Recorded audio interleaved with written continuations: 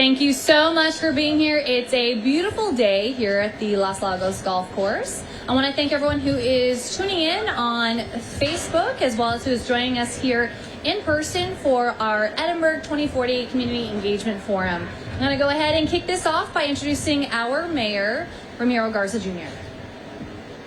Thank you. Hi, everybody. I'm going to get a lot closer here because there's a little shade here. Thank you so much for being here. My name is Ramiro Garza, and this is the second town hall forum that we're having for this Edinburg 2040 program. So I thank each and every one of you that are here.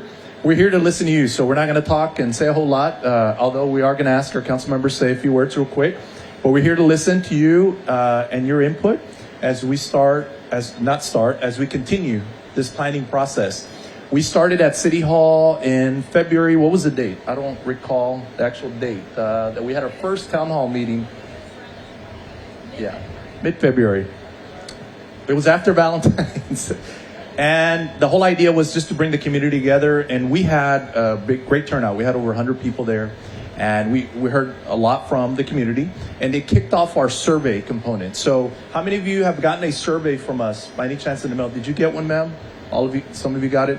So part of this component is to get your feedback, not just attending these sessions, but also filling out that survey. And it'll take you like 10 minutes. So we've had about 1,500 residents fill it out, okay, and return it. So thank you to all of you that have filled it out. It's a way for us to get all the input that we can get on what we need to focus on for our city. So without further ado, we're going to go ahead and kick this off. I am going to have the rest of the council come up and say a few words. This is the second one, as I mentioned. We're going to have two others, and we wanted to go out of the community. We didn't want to just have everyone go to City Hall because not a lot of people like going to City Hall. No offense to ourselves or city staff. It's just that that's just not a place where people are used to go to share ideas. So we said, let's go out in the community, and that's what we're doing. And today's the second one. The third one is on Thursday. So for those of you tuning in that weren't able to make it tonight, you're welcome to go Thursday to Legacy Chapels on Jackson Road. And the fourth one's going to be at Boys and Girls Club on the north side. And it's meant to just go out to different parts of the community.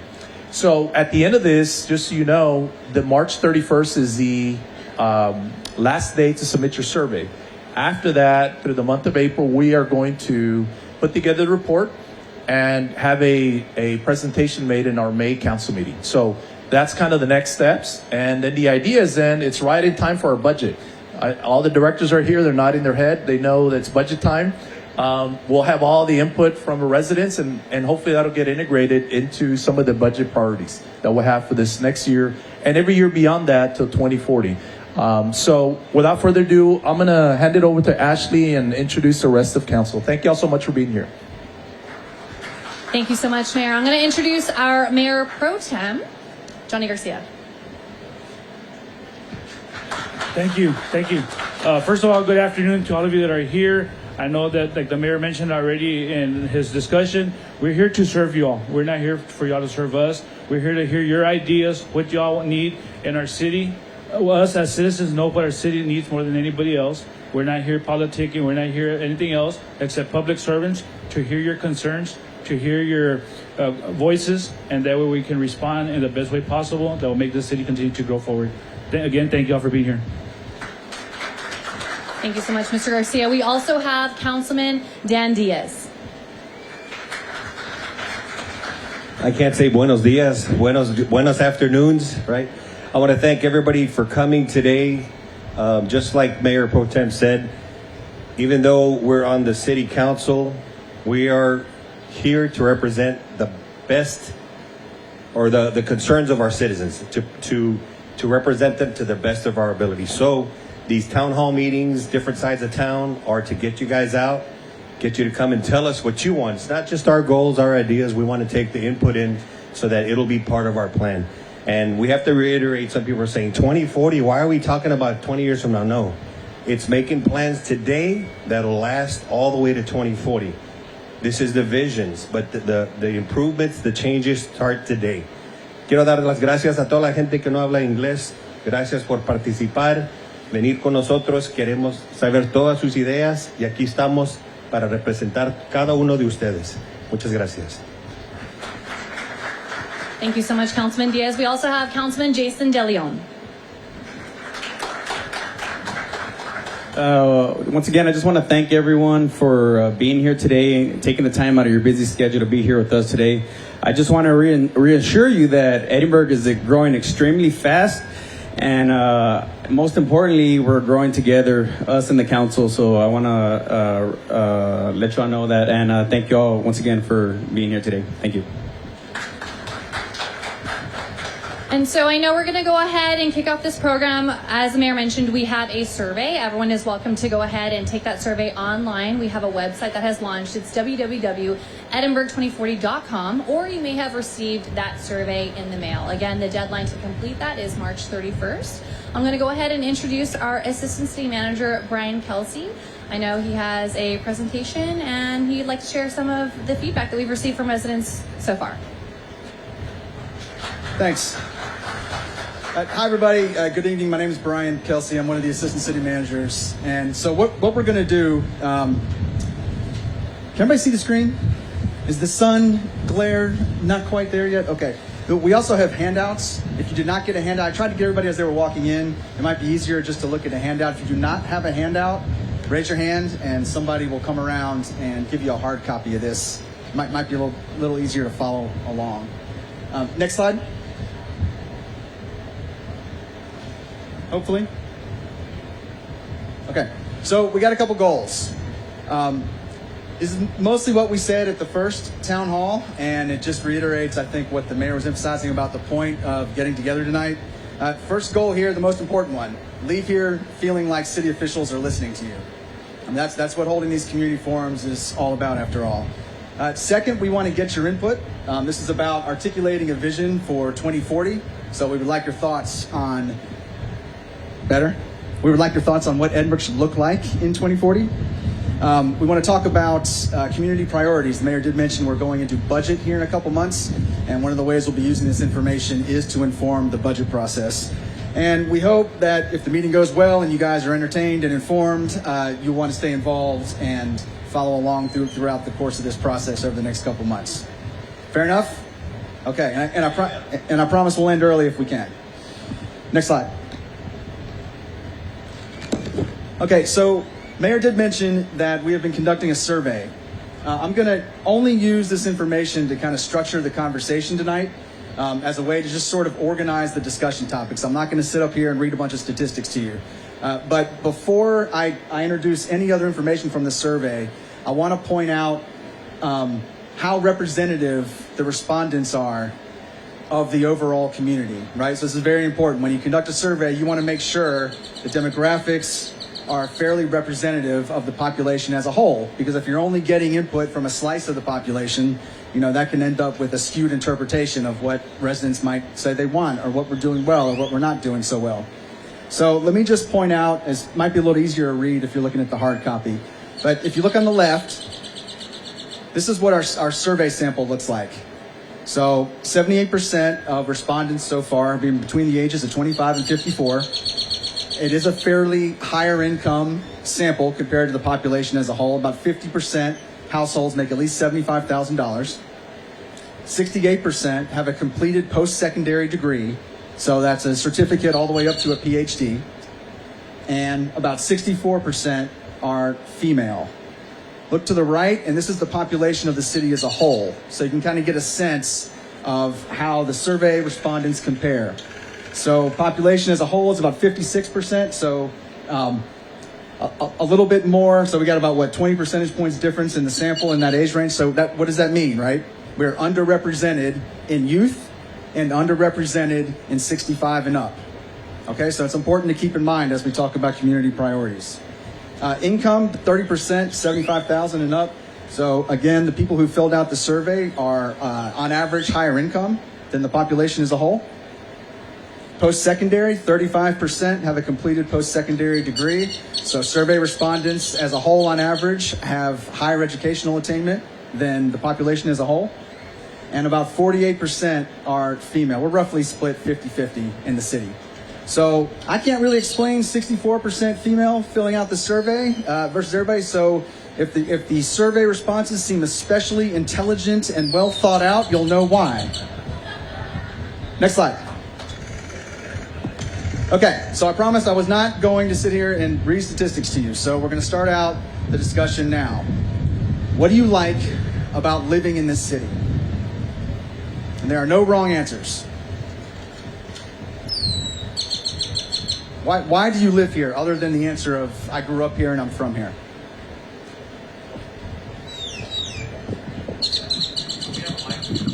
Yeah.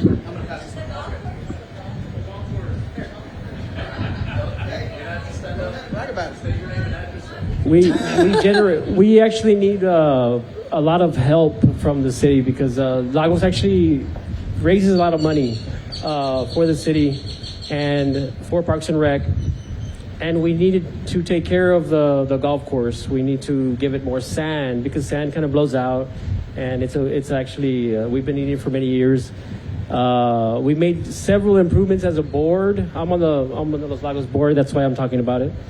And vice president here and vice president. And as you can see, I mean, look at just how many kids there is right now enjoying the weather outdoors, and especially all this during COVID. This was the thing to do, Los Lagos, and we're hoping that the city would, work in their budgets, to make some significant improvements here. We've already done they've given us, a bunch of help. As a board, we've done so much for Los Lagos, and if you're not a golfer and you may consider looking into it, it's a great sport. It's a good bonding experience for the family, friends, new friends. Politics, very good for politics. Play golf with judges, the usual. But yeah, that's all I wanted to say, and thank you. I'll pass it to my. Hi, good afternoon, everybody. My name is Smiley Martinez. As Mr. Guerra said, we're both members of the advisory board. We oversee the Los Lagos and the Ebony golf course. We have 2 golf courses that we oversee as a board. We're extremely proud of the accomplishments that our board, along with staff, have been able to do here in the last 2 years and change. One of them was getting the kitchen back, which is one of the reasons we attribute the success that we have had. We have had more tournaments in this last 8 months than we did in the last 6 years. This year alone, we're already on track to make $880,000. And our fiscal year starts in October. So we're way ahead of schedule. However, we found out, because there's other members of advisory boards in other communities, that they're tired of getting beat by Los Lagos. So they're making significant investments in their golf courses. Over $1.5 million in order to be able to compete and take the tournaments and the play away from us. So we need to step up.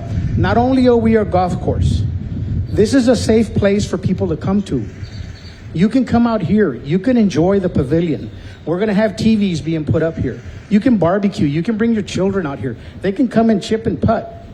You can do all kinds of outdoor activities and work with us as we work with the community. We have a jewel between an amazing soccer field and a great entertainment venue. We're right in the middle. We're the heart. We have turned this into a revenue-producing product. And we need to continue doing that if we want to continue moving forward. Quality of life? Absolutely. And I thank all our board members, our staff members, our directors, Mr. Javier Garza and his staff at the Parks and Recreations. And you know what? It starts at the top. And we need to continue that progress and that growth and that success. And we want to partner with our city council to continue to do that, to be successful.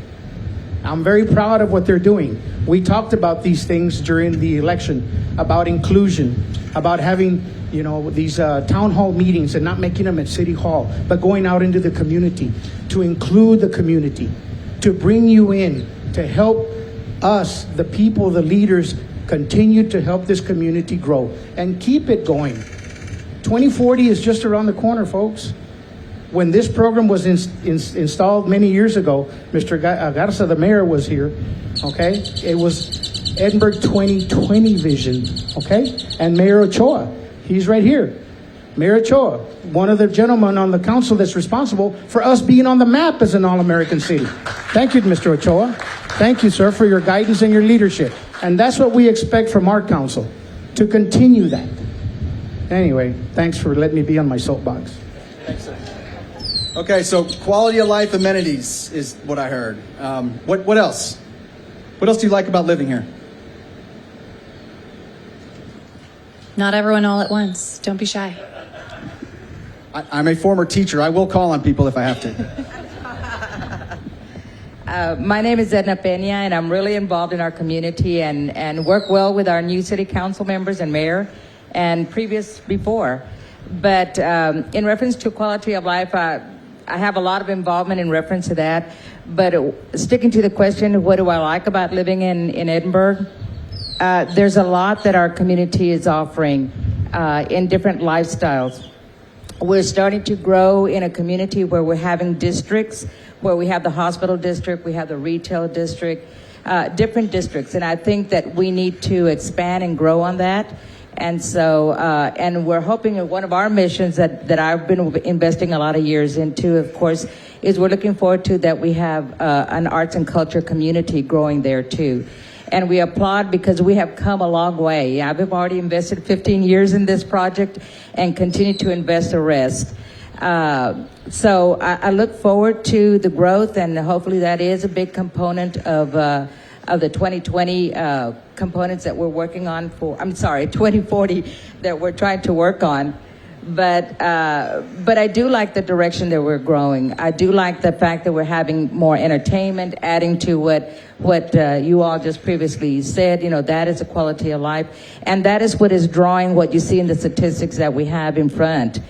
You are bringing and attracting a lot of the professional people or professional community that's drawing in, and I think the more we work on that, the more we're going to draw that kind of population in our community, which is really going to, if we want to think of other cities in Texas, that's what makes Sugarland Sugarland. You know, they brought in the professional football players, basketball players that live there, the people from NASA, and hopefully that's what we're doing with our hospital district. We're drawing those kind of professional people that are coming in. The university is something that we need to tap on and even build even stronger to incorporate them in our planning that we're doing, because they're the ones that also too, they can share a lot of their funds that they have in the community to us, you know, I mean, that they have that can be drawn into the community. So, and as we look forward to 2040, we hope that we have our football team going. I think we're the only UT system that does not have a sports element like that. So I think that's very vital and is also going to draw a lot into the community. So in reference to quality of life, I think we're moving in the right direction. We still need to put in more. I know that Letty and Magdiel work very hard in bringing in a lot of quality of life. And I attribute to Ramiro because you worked with, back then I'm going to say 10, 15 years ago, with all the local EDCs on what we needed and what big industry was lacking, what we were lacking to bring in big industry into our area. And that's how we evolved, you know, the quality of life. And so I think that's very important, especially when we're going to bring big corporations into our community. They're coming from a rich environment, and what do we have to offer? So besides, you know, going to the movies and going out to eat, you know, what is it that we're going to offer? So I think we're moving in the right direction in reference to entertainment. We're bringing in quality entertainment to our community, but our festivals are very rich. I think we have made not only a local, but a national and worldwide recognized events that we have, that a lot of people within our community aren't even aware of some of the festivals that we have that have gone beyond our local boundaries here. We have gone national and we have gone international and beyond. And I think that we have to highlight that, because that's what's going to draw the attraction. Why do we travel? We travel because there's entertainment, there's attractions, and we need to focus on attractions to keep that community here. You know, our kids go off to college somewhere and then they go back to where they went because there was a lot to offer to them. And so we're talking about population, age population. So it's true. We need to work on that below 21 age. You know, what are we doing for them? You know, so it's very important. And also to, you know, of course, the 65 and over population as well. So we could go on forever, but I really did work on our quality of life, and hopefully we can continue to expand that. Thank you so much.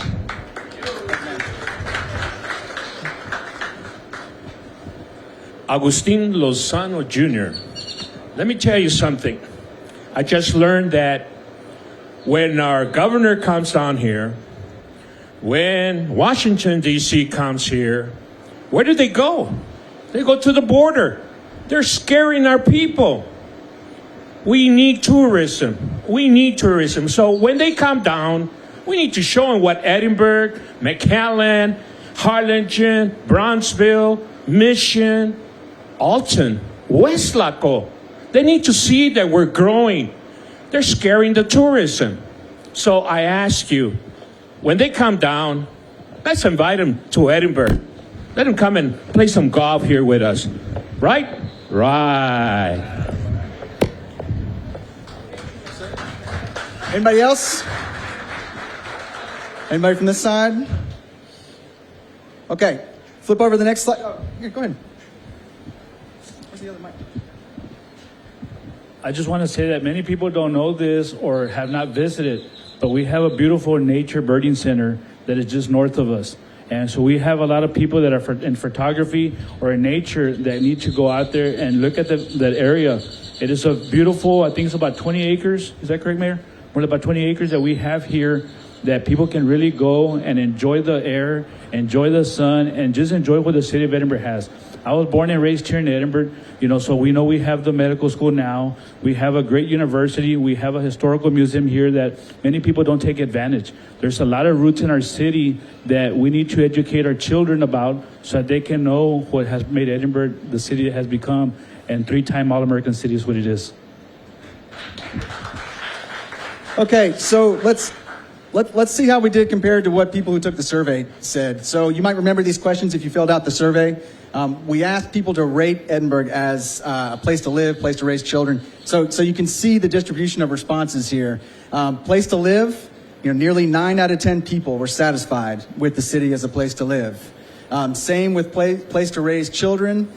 Place to work, a little bit lower, but still 3/4 of respondents were satisfied with the city as a place to work. Quality of life, about 3 out of 4 people responded positively to that. And place to retire, a little bit lower, but still, you know, roughly 70%. And 70% of respondents are satisfied with both the city's image and consider Edinburgh a welcoming place for people of diverse backgrounds. So part of the reason why I wanted to use some of the survey results to structure this conversation is sometimes it's easier to edit than it is to write, right? So anybody have any comments? Does any of this surprise you, or do you generally agree with it?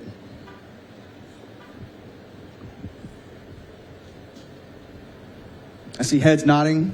Sometimes silence means yes, sometimes it means no. Why? So I think the margin of error on this is probably about 5%, so this could be nothing. But why would some people maybe rate this a little bit lower as a place to retire?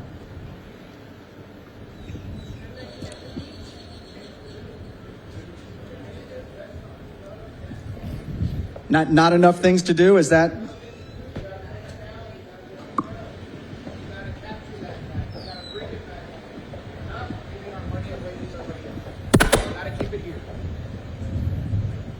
That's one of the issues that we've always discussed is we do not have an entertainment district or an area. We've had multiple clubs come in, restaurants and whatnot, and they have failed. Why? Great question. I wish we all had the answer to it. Unfortunately, there's been a disconnect between the business community and the city, the school, and the county, where we're not coming together as one to promote these things, to build them, and to help us.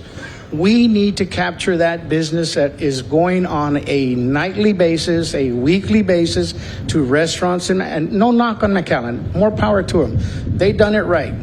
Well, we need to emulate that. We need to copy that, and we need to do it better, because we need to capture. We've got enough of a population. We have enough of a diverse age group that we can target different venues or entertainment places or restaurants and things of that nature, so that we can capture that tax dollar, that sales dollar, that business. Again, we had a program many years ago called Shop Edinburg.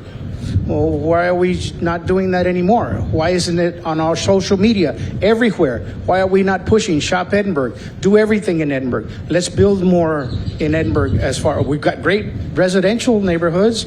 Well, let's start building the community up so that we can have places to go eat dinner, to drink wine, to go dancing. You know, there's a diverse age group, my age group, that we love to go dancing. Tejano, old school Tejano, country. There's a young generation that doesn't have clubs or places to go as an entertainment district to go dancing and to, you know, hang out with. Obviously, COVID is a big situation that we haven't conquered yet. However, we need to set the foundation. We need to prepare for that, because it's going to go away, and we need to be ready to move forward. And we need to stop losing that business to our surrounding communities, and we need to capture it and keep it here in Edinburg. Thank you. So remember what I said also about the survey sample, right? We have another comment sorry. back here. I'm sorry, go ahead.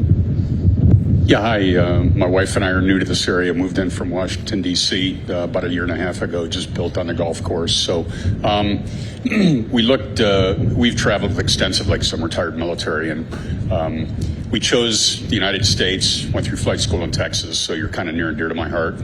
Eventually chose this area for a lot of reasons, but, and I won't go over that. What I will say, because I'm an engineer as well, so I apologize, right? I apologize for being an engineer, and the mayor put up with me once already. And hi, Mayor. Nice to see you again, sir. One of the things to comment on the gentleman, one of the things, if you're going to do some sort of strategic thought about how to bring an entertainment region into this, which I think is a good idea, you have interesting infrastructure. And one of the reasons... Okay, yeah, sorry about that. One of the reasons why we moved to this area was because I can go to the Toros games right there. I can see the stadium from our backyard, which is like really cool. You've got a semi-pro basketball arena 3 miles down the road. And more importantly, you have access to infrastructure, transportation, and room to park. Room to grow, which is a big deal. You have access to land. So if you're going to do any sort of planning in that regard, I would just recommend don't try and squeeze that infrastructure and that region, which you've got big entertainment. Think about this region for being an epicenter. You have room to grow and room to park, and you have access to the freeway. All of that's a winning combination. Now you've got some houses, population deals with that, so you've got a support structure as well. So I would just ask you to think about those things if in fact you're going to grow this aspect of your city and your region. Thanks. Thank you. Thank you. So the one point I wanted to make about the math here, remember what I said about the sample, right? It skews younger. And so as more of the survey comes in through the mail over the next couple weeks, I expect that sample to more likely or more evenly represent the population as a whole. So I wouldn't be surprised to see that place to retire number go up as more people age 65 and up fill out the survey. Does that make sense? Okay, let's go to the next slide. Okay, so this is sort of an iteration on the same question, but the difference is important here. So part of my responsibilities at the city is to oversee our economic development program.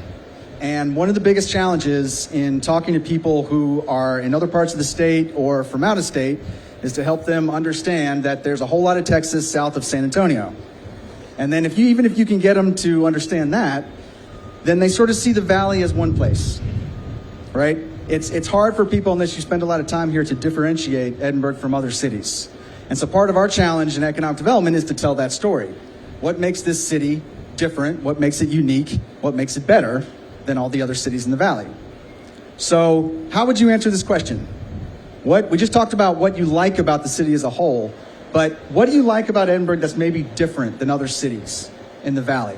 If you were going to brag about Edinburg to people in Maine or in California, not that anybody wants any more people from California to move to Texas, but if you were going to brag about it, what would you say? How would you differentiate our city compared to other cities? Here, hang on.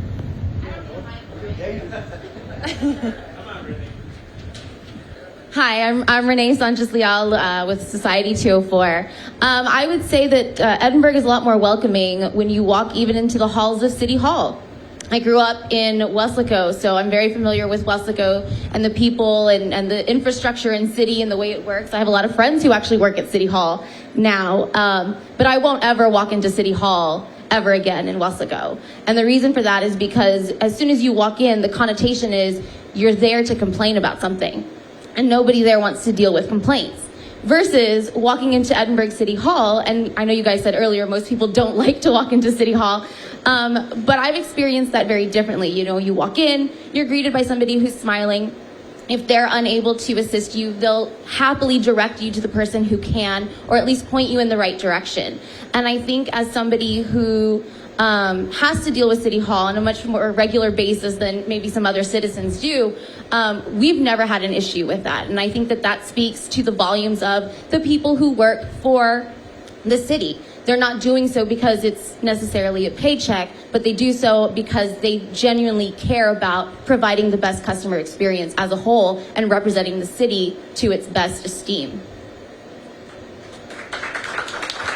Thank you very much. What else? What else differentiates our city from others?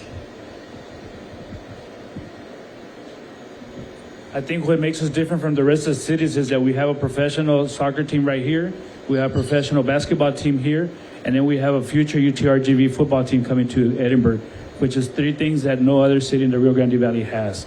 And with the medical school here already, and with the multi-hospitals that we have, it's just future growth for the medical industry and the entertainment venues. What else?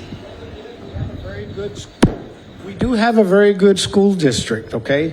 We have a lot of schools that are very recognized every year. So we produce a lot of good students that go on to college and get a college education. So our education system is second to none in the Rio Grande Valley.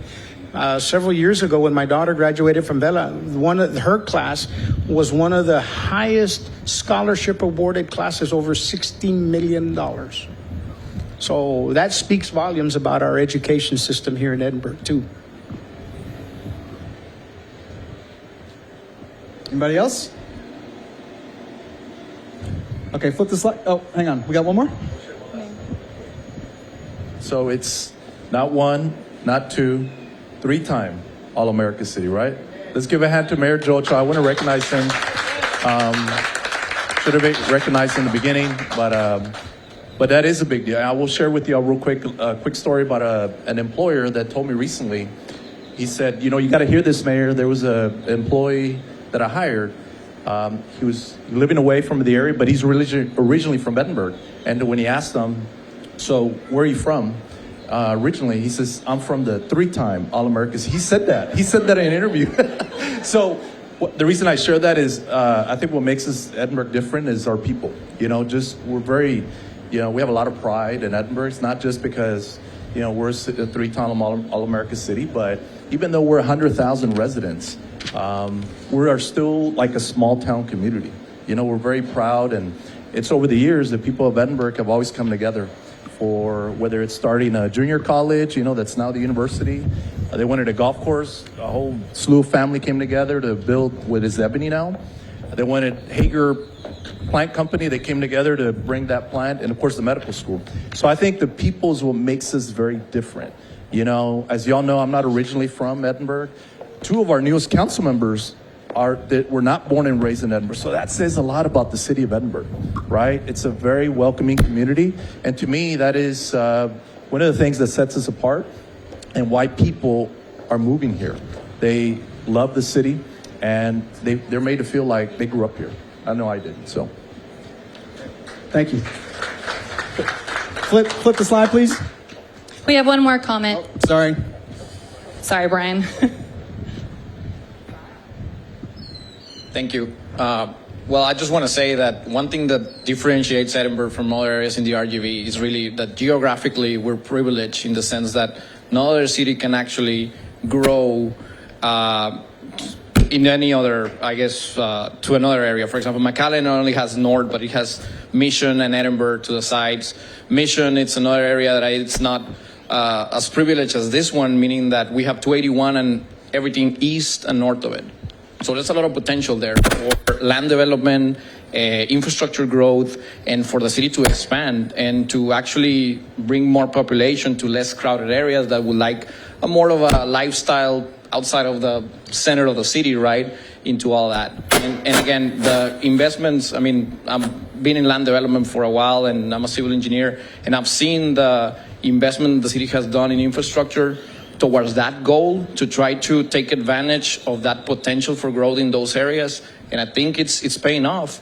I think it's gonna be good. So for 2040, I think that we're on the right track. Not just drainage infrastructure, there's water infrastructure that's coming up. TxDOT is investing a lot of money in this area as well. So I think it's on the right track. But I think that's very important to distinguish that geographically we're privileged in comparison to the other cities. So I think it's very important to point that out. So remember what I said about 2/3 of the survey respondents being women and possibly being smarter than other of us here in the room? She's told me twice to hold the microphone above the tape or it's going to make that squealing noise. So if you want to make a comment, and I'm still messing it up, make sure to hold it above the tape line, please, and hopefully that won't happen. Thank you. Okay, so now we're going to work on articulating a little bit of a vision. I mean, part of the report out for this process is going to be to try to put some words to what we imagine the city to be in 2040. So we want your help. I mean, if you were going to articulate what the city is, what it looks like, what it feels like in 2040 in a couple of sentences, how would you do it?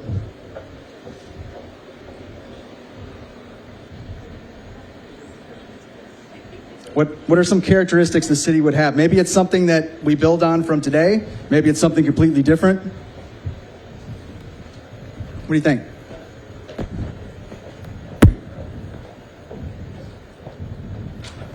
We will stand here in awkward silence until somebody's break. Oh, here we go. Okay.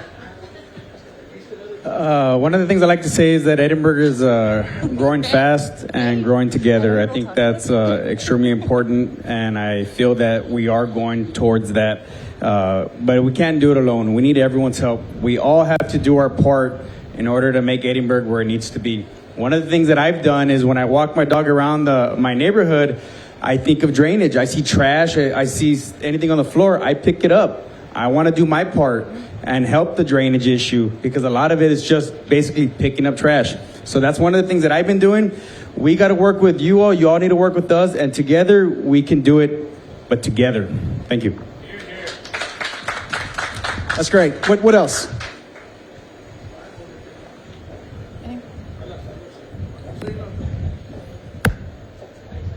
City staff, you are allowed to participate.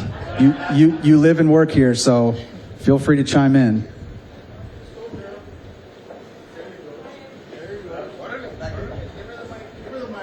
That's great. You can go first. Okay, so to me, in 2040, I strongly believe that Edinburg will be the #1 city in the valley, or the largest city in the valley. The potential that we have, the energy that we're bringing, the leadership that continues to come in, is just outstanding. So I tell everybody, all my colleagues from the other cities, that we will be the largest city in population in 2040. Got a comment up there, Ashley? Yep. Yes, so to piggyback that, 2040, who are we going to be in 2040? Those of us that just got into office, we've got all the answers. We've got all the, we get the information and the feedback from the people. And so the other question was, why Edinburg? I'm not from here. I was born in Harlingen. I took off to the military. After the military, I could have lived anywhere in the world. I wasn't married, nothing to tie me down. I chose Edinburg. 1992 is when I first landed in Edinburg, and I never left. Little brief time living in McAllen in apartments. I was working a lot at EMS. But I knew I would build my house in Edinburg. I knew I would raise my family in Edinburg. Why? It's a safe area. The entire valley, safety, growth, friendly people. That's all part of our community. But who are we? And I've said this many times. We're the county seat. We have one of the largest school districts south of San Antonio. We've got the university. We've got major hospital systems. We've got large border patrol stations. We have an undeveloped airport. So many undeveloped resources. One of the biggest resources we have that other cities don't have is Highway 281. We can develop all the way up, all the way to the sides. The mayor at a previous function we had, he said, our forefathers are very smart. They made sure to acquire the sides of 281. So who are we in 2040? I've said this before. We are who we were meant to be, the capital of Hidalgo County. Well said. Anybody else? Okay, so I'm going to turn this on its head a little bit. What are you concerned about? What don't you want the city to look like in 2040?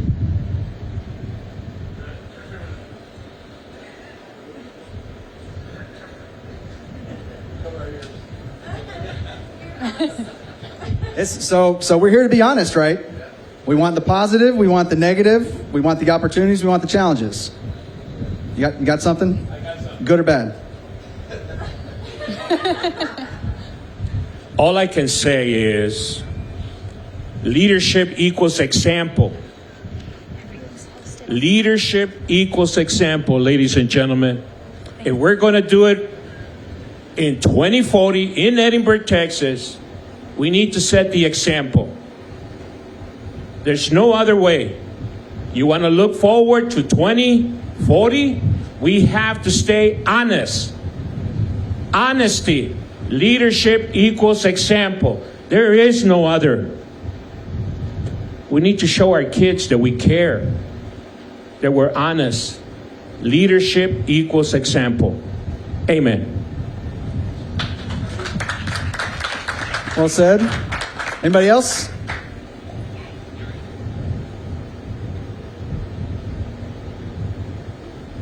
Okay, next slide. All right, so we're going to transition a little bit here. So the first half was kind of talking about the city as a whole. It was talking about, what we want it to be in the future.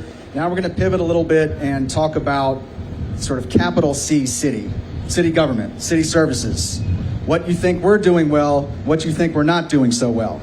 Okay, so we're going to do this for about 20 minutes, then we're going to kind of open it up into a more general comments, okay? So the first question, what is the city doing well? And I'm going to cheat and use the survey results a little bit here to try to structure this a bit. So if you've got a handout, you can cheat and look forward. Flip the slide, please. So these are the survey results. I picked out the 5 highest ranking functions of the city. I believe, 64% was the lowest number here on this chart. So I'll just read them down the list. Fire, 83% of residents said they were satisfied with fire department. Library, 74%. It's okay, you can clap. Police, 72%. Parks, 69%.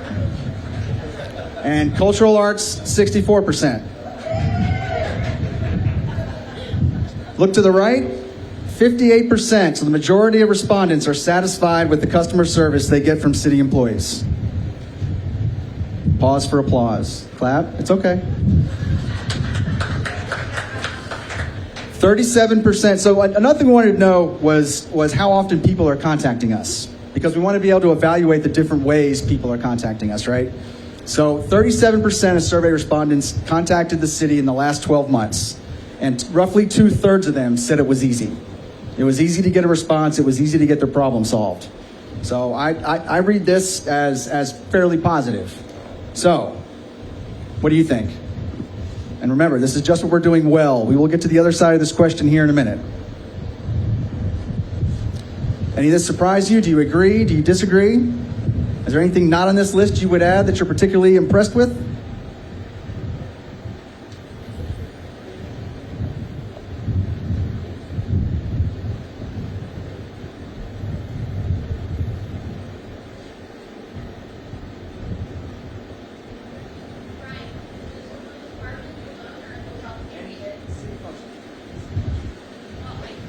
goes back to what I had said earlier, is that the communication with the city and the respondents and constituents, I think, is high. I guess if you polled other cities and asked their constituents if dealing with City Hall is a pleasant experience overall, I would wager that most of them will say no. For the most part, when we have to go to City Hall, it's because we're there for either an issue or because we have to file paperwork, or ask somebody about how to file paperwork. Generally, those issues are not necessarily the funnest part of someone's day. But when you deal with people, again, who are pleasant to deal with and communicate so efficiently, I think that helps the overall experience from top to bottom. And so if you know that if you bump into somebody, I'm going to pick on you, Mayor. If you bump into the mayor, he's going to say hi. He's not going to shirk his responsibility as a community figure, and he's going to greet people. And I think that starts from the top down. And that's kind of been my overall experience since moving to Edinburg in 2013. I've never had a negative experience with any city employee in any capacity, whether it was trying to connect my water when I moved into with a rental home or any of that capacity. It was never something that felt tedious or incumbent or anything like that. So, my hat's off to you guys that the staff represents the city as a whole very well as well.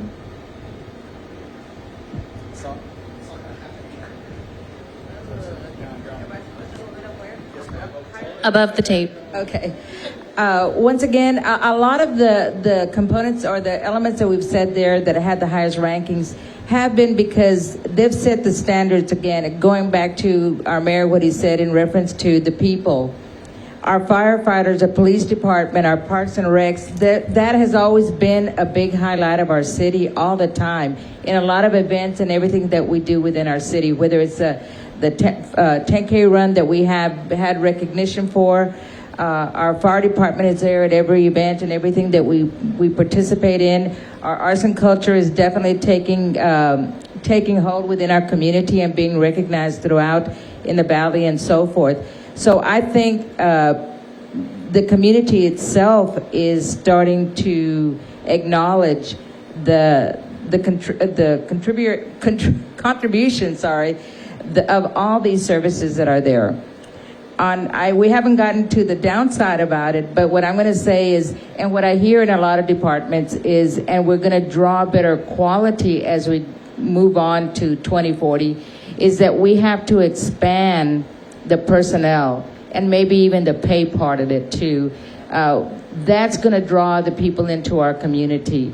We get a lot of service from a lot of these departments, but they're still lacking personnel. I'm going to give you maybe one department here. Let's say our city inspectors that go out there. Our construction, everything is going real fast. The development is going, yet you only have, 5 people that are actually city inspectors? And so for the growth, we're not keeping up with the employment of those departments that really do need a lot of help. So I think as we kind of work on this, we need to kind of also plan, if we're going to be expanding, then we need to expand the employment of the different departments and resources to keep the high quality, as she was saying in reference to the customer service that we want. And that the community has learned to appreciate. Because I agree with you, when it's so easy to put your water, go to the water department, they'll tell you, we'll get it done in an hour, or we'll get it done, if you brought it in this morning, you'll get it done this afternoon. I don't know if any other city does the same thing, but so applaud those departments for a lot of things that are happening. But I think we also kind of have to keep pace in the employment part, and then also make it an attraction that a lot of times we lose people from these departments who are essential because somebody else pays them better. So we have to be competitive as well. And I know, resources and budgets and everything else that we have to accommodate with it, but it's just a component that we have to kind of keep in mind in reference to as we expand and we grow in the 2040.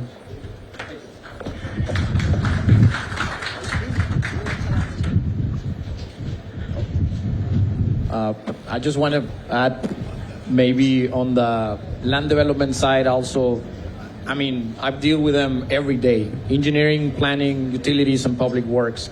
I think those are a little bit neglected, I guess, from that list. But for example, whenever we had disasters, like the flooding issues that we had, the freeze and all that, those departments had really been the backbone to hold the city together and try to come out of those problems when we had those. So I have nothing but good words to all the people that work in those departments. And I think that maybe they're a little bit neglected. I think they need to be somewhere on that list.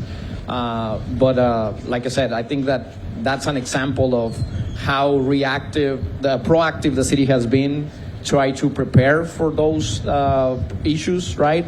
And also when problems arise, for example, when we're doing subdivisions and construction and things like that, things come up and they're a phone call away, always responsive, and they come up with all guns out, with all the resources to try to solve the problem in the best interest of the people. So I think that maybe they're a little bit neglected on that list. So I think that, yeah, that they should be somewhere there. So. Thank you, sir. I know at least 3 people sitting here who agree with you. But we got one over there. Go ahead. Yeah, so I just wanted to give you all an example of the responsiveness of your city, which I was impressed with. As you all know, you got hit with a hurricane 3 days after we moved here, July of 2020. Thank you very much. And then the storms the next July caused a significant amount of flooding in your region. So I was looking at all of that, the drainage for the region, and just trying to figure out where I'm going to buy land and build, right? So, and it was you settled on Los Lagos right behind you. Was concerned in July because we had some significant flooding over there. So as I took a look at it, and the drainage and sort of that whole regional layout, I noticed that there was kind of a gap from one of the ponds through a community into kind of a big drainage culvert and then back in, eventually to the Gulf of Mexico. So I kind of put together some correspondence, studied the city engineer, some of the managers, the mayor at the time, and said, hey, for all of us little people out here, if you did this, it would solve drainage issues and flooding for about 100 homes. And put together kind of a layout of it, took some satellite imagery and all. It's real simple right nowadays. So, and submitted it. It was some reasons why, including safety, kids, snakes, race. You've got the package, right, Mayor? So, and to my complete shock, coming from the bureaucracy of Washington, D.C., where I worked for 27 frickin' years, it's horrible, by the way. Yeah, it really is that bad. That's why we moved down here. They looked at it and said, well, that's a good idea. And that was sort of an epiphany for me, number one, in the spirit of community. And what really struck me was, through that progress of time, was the plan was not only accepted, but communicated. And that's unheard of, right? You should really be embarrassed that you actually communicated with one of your citizens in a positive note. I'm saying that sarcastically, right? It's satirical. So, and to the point to where the assistant city manager actually called me up at home. I was working because I still work out of my house. And he said, hey, just wanted to let you know, we approved the plan. So I had fallen out of my chair by that point, so I picked myself up and I said, what do you mean? Well, we approved it. Really? Yeah, you want to see the plan? Oh, yeah, I'd like to see the plan. So he emailed it to me, I kid you not, a minute later. So I took a look at it and said, well, that's it. And to really reduce significantly by a capacity of about 150% greater flood control for a community. There's a lot of numbers. Sorry, again, I'm at Dilbert.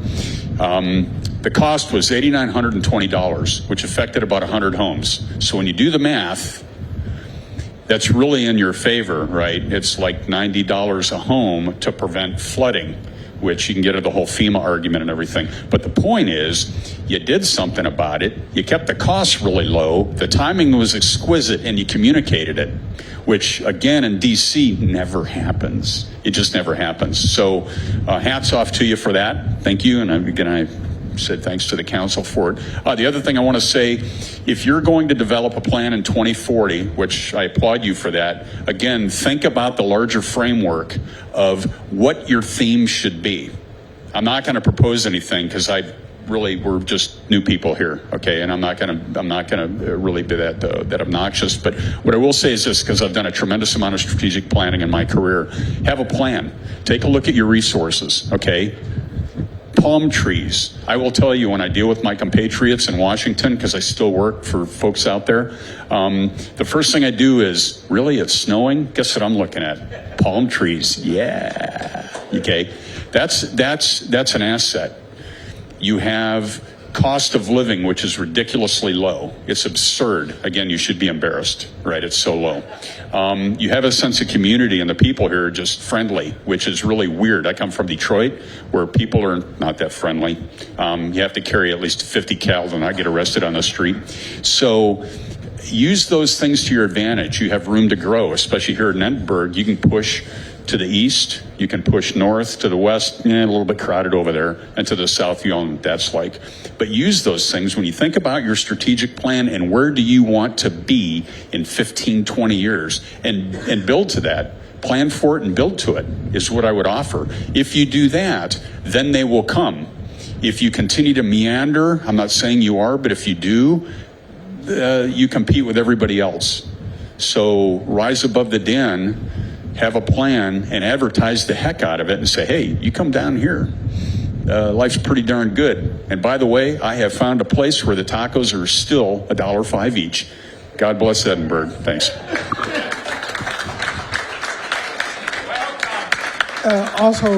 Tom Reyna, Assistant City Manager, and as much as I would like to take all the credit, this is what the wonderful part of Edinburg is. A developer was actually looking to assist us with this project to help out with that. Mr. Lopez's development here, the Lumens, actually took part in that participation. So they're actually going to put it up front. All the infrastructure will reimburse the infrastructure with them. So it was through their engineer, and Mr. Lopez, thank you for assisting us with that. So that's the beauty of Edinburg, is development willing to help residents within the area. So, thank you. All right, I'm keeping an eye on the time, and I promise to get you out of here before 7. Not at 7, before 7. So let's talk about the other side of the coin here. If you flip the slide. Where do we need to improve? So I'm gonna cheat again, and we'll look at the survey results first, and we'll see if we agree with them. So flip one more slide. So let me point out what I took away from this before we talk about people being dissatisfied. In no category of city services were the majority of people dissatisfied. In no category of city service were the majority of survey respondents dissatisfied. That to me is amazing. So I moved here from Nashville, Tennessee. I conducted a very similar survey for our city there, and I can promise you that did not hold true in Nashville. We got absolutely slaughtered on several areas of city services where we had something like 10% approval, right? So just want to point that out before we get into this discussion about where we need to improve. The three areas, and this shouldn't really surprise anybody, the three areas where we're seeing the most dissatisfaction: streets, number 1, drainage, number 2, traffic, number 3. The majority of respondents think that the first priority for the city should be streets and drainage. It was the majority of all responses, those two categories. And if you add those three categories, streets, drainage, traffic, the percentage of people reporting dissatisfaction in just those three areas outnumbered every single other city service combined. Does that make sense? Right? So these three areas were very clearly communicated in the survey results as the top 3 priorities from residents. So let me turn this over to you now. Do you agree? Do you disagree? Are there other areas that should be emphasized?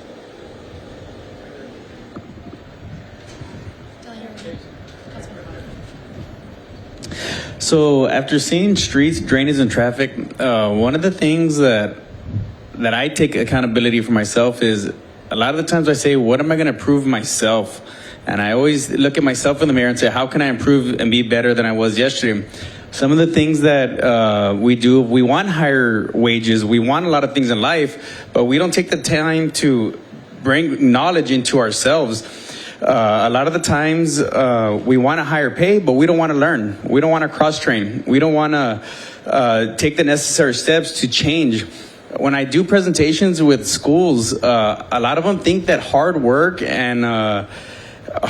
enough, and it's not. Adaptability is extremely important. I think it's important for us to adapt to our environment, adapt to our city, and improve ourselves. Because if we don't improve ourselves, we can't improve any of that, because none of that works without improving ourselves. So one of the things I would like to add on there is just improve ourselves. Simple.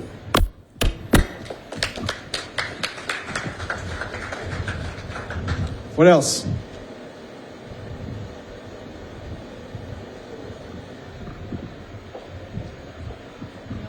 One thing I wanted to share, I would agree in terms of these being some areas for us to improve on. I'll package them all in infrastructure.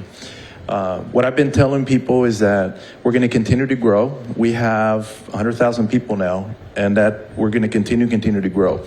But the challenge that we have is, just like any business, see a lot of business people here. We can all get new customers, right, for your business. And the challenge is keeping them. How do we keep them? And if we don't improve these things here, we're going to start losing people. I really believe that. And I think I challenge council to really look at these things, because I think this is going to be the key for us to keep up with the growth and for us to get to 2040 in a way that a city that we would like to see in place. So infrastructure to me is top, and I will combine all these together. The other is nightlife and entertainment. When I told my kids I was going to run for mayor, I told them, I'm just tired of having to take you outside of Edinburg, right, for something to do. You know, I'm sorry, but it's a lot of you have kids here, and that's the one thing that I'm, kind of want to focus on. And it's not any kind of city nightlife, just entertainment, family entertainment, to make sure that we have here. So I would add that to the list. The other is just regional partnerships. We need to, and I mentioned Mayor Ochoa for a reason earlier. I think part of the success Edinburgh's had in previous years is there was always, our planning revolved around working in collaboration, whether the cities, with the region, so that we can bring the funding we needed here to improve our roadways, right? That is the key. So I would say regional partnerships is another one in order for us to make improvements to 281, in order for us to bring funding for drainage and other improvements that we need. Because our city taxes that we all pay is not enough. We have to bring outside resources. So those are the only other two items I would add there. Thank you, sir. Any other comments on this? Yeah, and I'll add, I just want everybody to know that one of the biggest things, or the message I get, is little things like that, potholes, little issues, brush pickup. And I've said this a lot, brush pickup is actually part of drainage, right? Because if the brush sits there too long, we get rains, how do we get flow? So what we're trying to do, and I think we're going to start a campaign soon, is to push out the 311 a little harder. And we're working with it and trying to develop it and let it mature. But if anyone has any complaints, start with the 311 system. That way it's documented and there's a follow through. If you tell me and I forget and I pass it above the line, guys, above the line. Ashley, I feel you. If I tell someone and they don't pass it along, well, who dropped the ball? Who fumbled? Right? It's hard to tell. So we need accountability. And I want to recognize Myra, our interim city manager. Please, round of applause. We've had a lot of these talks, and she's doing her thing. She's been with the city many years, so she's a resource. She's endured various administrations, various city managers, various mayors. Yeah, she has a lot of info. Somebody said, "Man, you guys did a great job putting Myra. She knows where all the bodies are buried." I was like, "What?" Just to say that she's been there forever. Yeah, I know this has been recording. It's a joke. But she was saying, "Dan, we need accountability. Maybe create a form, and where does it stop? And how long was it sitting on your desk? And what?" So all these little things, we're trying to make sure that we're accountable. But we want to stress the 311 system. I think we're going to start putting on some city vehicles. We've been talking to kind of push that, because that's where you get the accountability, right? And I've tested it, actually. One of the first meetings I had at City Hall, I was walking up some steps and there was a cracked tile. I opened the 311 app, I took a picture and I sent it. I'm not going to tell you what the results were, right? But, you know, we have to work in the systems we have in place. And I want to stress that. Please tell everyone, get the app, start there, because all of this has to do with the quality of life. And like the mayor said, it's one of our priorities. But taxes isn't enough. We've got to be able to attract businesses in, to have the monies to handle all this. Another key thing about Edinburg is that during the day, our population, I don't know what the number is. I think we definitely need a study. But during the day, our population is, I don't know if it's doubled or halved, but we have a large influx of people utilizing our streets and our restaurants, buying gas. And so that the wear and tear of that isn't reflected on the number of people in town. So we have to consider that. Maybe there's some funding we can get every time you come into town. No, I don't know. But that's why you have the increase of usage on the streets, the high traffic area. It's because we have so many things that so many people that come to work in Edinburg but don't live here. So we have to take that in consideration. But I just want to stress, use the 311 system. It's a good start to document and for us to be able to find out where the complaints are and where the ball was dropped. Thank you, Councilmember. I just want to add real quick that, you know, looking at the statistics, is that I believe that communication and education is a key for our success. You know, like the mayor said earlier, we the people are the ones that have made the difference for Edinburg. So we have to continue to stay engaged. We have to use the 311 apps and any other resources that we have available. You guys are the eyes and ears of our city. If we don't see what's going on in every of those small subdivisions, we cannot fix it. For a long time, we had the community of law having a lot of drainage issues and street issues. It wasn't until they started coming to City Hall and complaining that the new council and was able to make a difference. So you all have to remember that, unfortunately, the staff and our council is a small group of people for this representation of this big city. So you guys have to come out and tell us where we need to improve. And so these town hall meetings that we're hosting is what's going to make a difference in our city in order for us to not only prosper, but continue to grow at the fast pace that we're growing. And again, thank you all for being here. Thank you, Mayor Pro Tem. I think we got one more comment.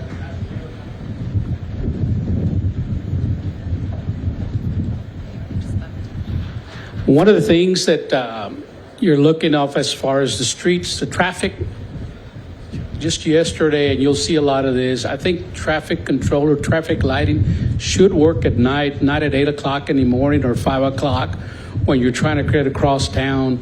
Now it's very difficult just coming up Trenton, Freddie, any of the inner streets. It's make it very hard even to get home. So one thing you might want to consider is traffic working at night. Work on the traffic lights at night, not in the morning, because that is your basic. And yes, the streets.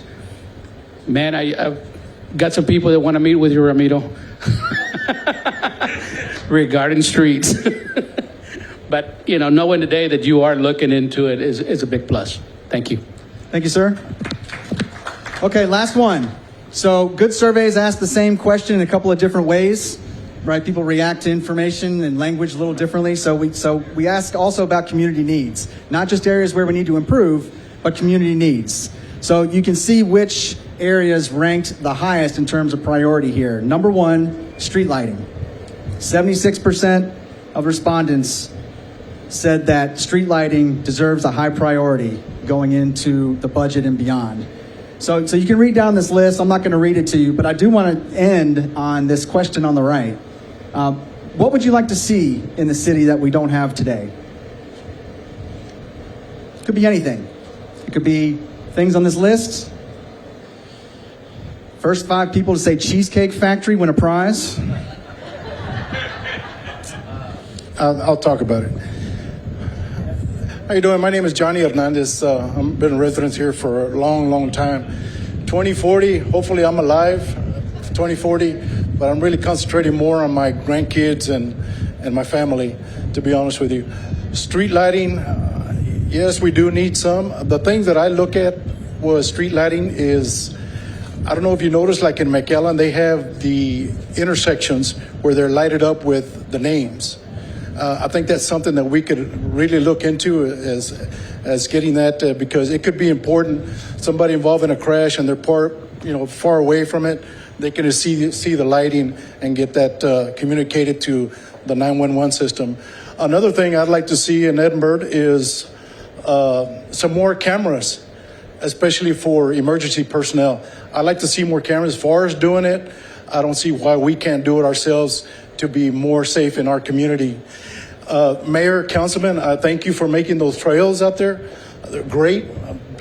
Trust me, I cycle a lot of them, and they do wonders. The only thing I'd like to see on that, Mayor, is some 911 systems. So if I get, for some reason, I get attacked, they take my cell phone or something, I need somewhere where I can reach out to the police department and get help as soon as possible. That's one of the things that I see that's going to be lacking. I'm not sure, but they're going to have that at that new trail that they're having over here by Chapin. I'm not sure that they're going to have some there or not. I know you're going to have lighting, but I don't know if you're going to have any 911 systems where we need to have that.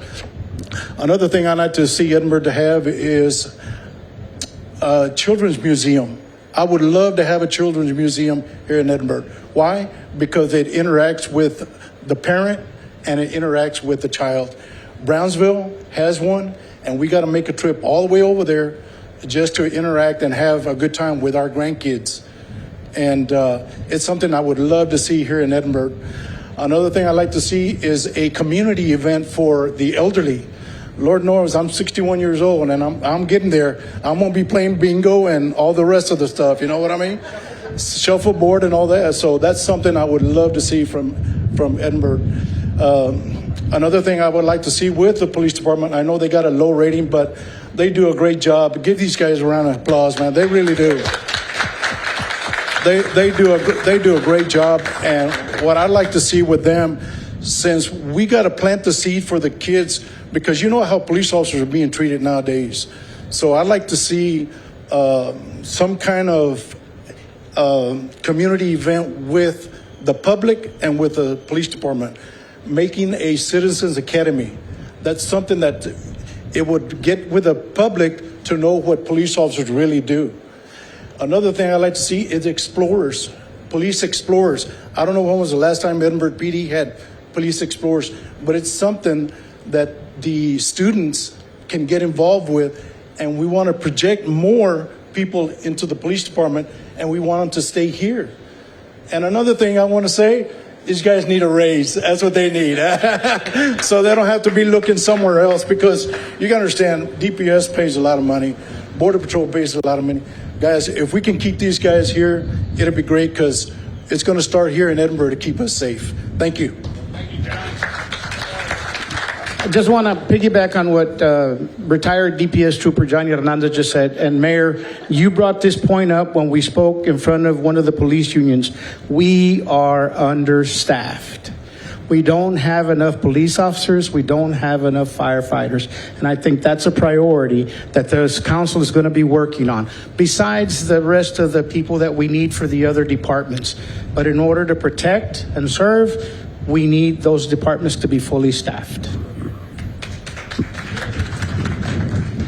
Just one last little comment. And for people that don't know me, I'm Armando Guerra. I'm an attorney for over 11 years. And the one thing that Edinburgh needs is either a research department or someone whose job is to pull people to actually find out on a continual basis from here on out, a department that just a research think tank that will address these issues as they come about, right? A department that just concentrates, focuses on questions, focuses on how to get people to actually answer these surveys, the large group of people, and then I think we can start addressing our faults, right? We can start addressing the lower end first, and obviously work away, and then that way we can hope to try to improve everything. Not be perfect, because nobody can be perfect, but at least try our best to be perfect. Thank you. Well said. Thank you. We got time for one or two more comments before I ask the mayor to come up here and do closing remarks. Does anybody else have a comment? Yes, sir. All right, Mayor.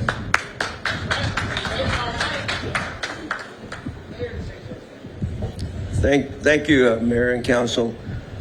I want to tell you that this is a breath of fresh air that I'm listening here today, and that's what I've been wanting to do and I've been wanting to hear. This community needs to rekindle that unification that we had 20 years ago. I was told a little while ago that why citizens don't participate.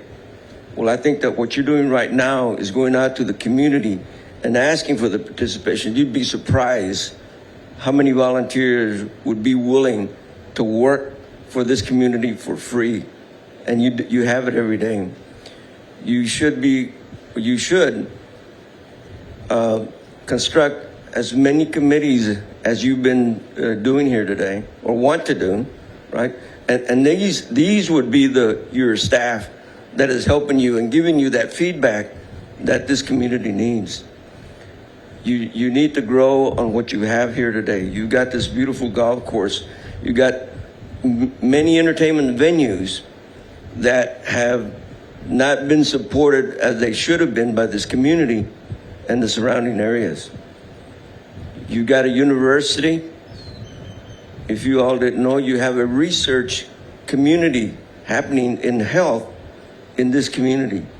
Support it. Go out and get them. Look at your legislators, all these individuals, Mayor, as you said, you need to form these collaboratives so that you can get money from outside and have that money be invested in this community. I want to thank you for taking this time and this hard work. It's going to be a lot of hard work between now and the next couple of years on it, but this is what it's going to take to get this community back where we should be. This gentleman back here that came from Washington, D.C. is a perfect example of why he came to the city of Edinburg. This golf course makes a big deal. This is one of the biggest jewels that this community has, and you need to support it 100%. Thank you again.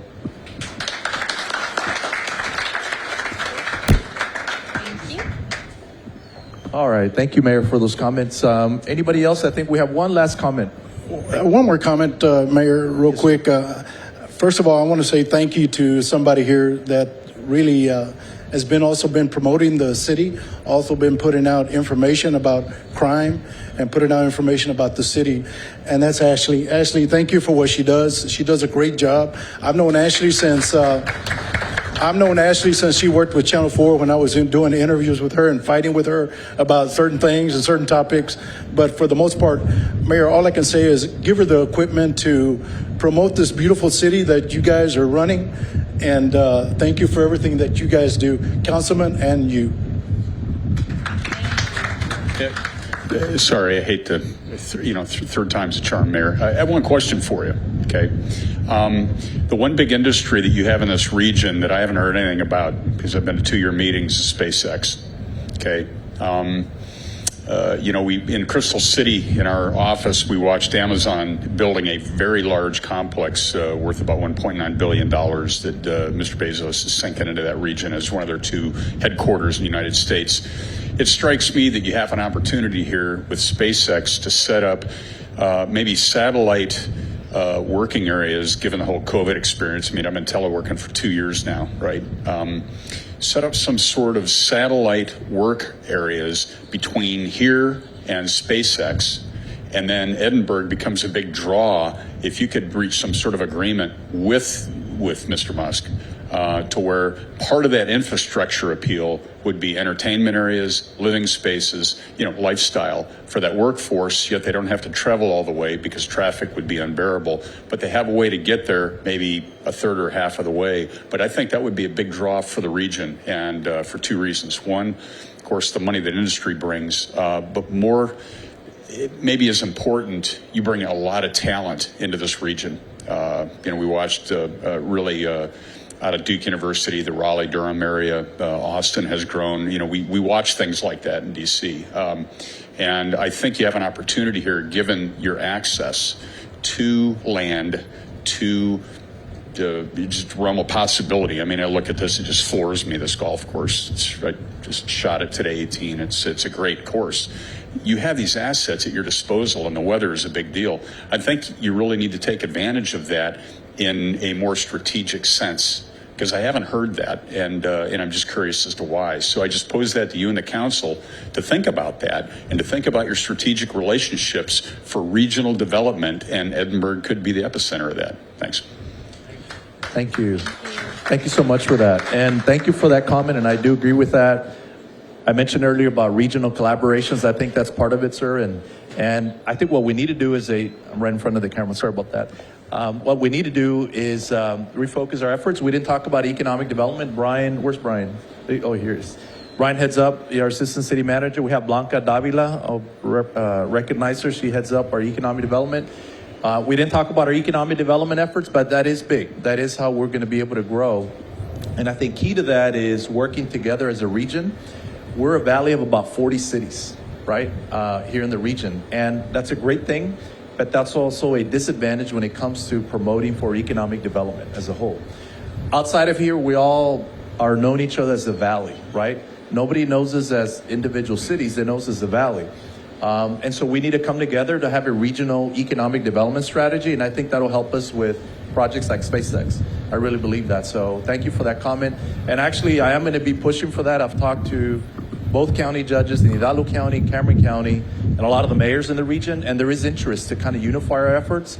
And so we are going to be working towards that, because that's the only way how we can be that much more, I think, successful. You know, I tell everybody, DFW, everybody knows Dallas-Fort Worth area. You know, you don't hear Frisco, you don't hear, Plano, but they're all very successful, right? And it's because it's seen as one region. Same thing with Houston. So I think we need to do that here. So I just want to end this by thanking each and every one of you that has come here. Thank you so much for all your comments. Mayor, thank you for your comments as well. And you're exactly right. You stole a little bit of what I wanted to say here at the end. Part of this effort is to, at the end, take all this input, all this data, and then at the end is, what are we going to do with it? Well, we need to, implement the plan that we're going to have together. And the only way to implement that is by having committees. We have a committee structure right now for the city that we'd like to reevaluate at the end of this to see how we can build on that, right? Because we want more active participation from the residents. And so this is part of what we'd like to do. And with their help, we can get there. And we just have 2 more of these forums. We have the one on Jackson Road, as I mentioned on Thursday, Legacy Chapels. I don't have the address, so I'm sure it's on the screen. For Legacy Chapels this Thursday. It's a very similar format. It's meant to get others that have not attended to go to that forum. For those of you that are here and you remember, like, I should have said this or that, go to that forum. We invite you. You're not just having to go to one. And then if you don't make that one, we have the one on Tuesday, the 29th, and that is going to be at the Boys and Girls Club. I do want to make a comment about streets and drainage. That is a high priority. And at our last council meeting, it was announced that we're going to invest $3 million in street improvements throughout the city. And Mr. Tom Reynas here, if anybody has questions, you can ask him, because he has a list of all the streets. We're going to start with that, I think, in May. Tom, is that correct? Next week. Okay, all right. We're going to start already next week. And for the next 12 months, we have a list of streets throughout the city that we're going to provide maintenance and support, okay? And I'm very excited about that, because that's going to be key. Streets and drainage improvements are important, and so we are going to work towards that. So with that, I'll end it unless somebody else on council would like to say something, but you can find this information online as well. And I so very much thank everyone for being here, and stay tuned for the results of this and how you can stay getting involved with our community. So thank you all. Have a good evening. Thank you, Rosie.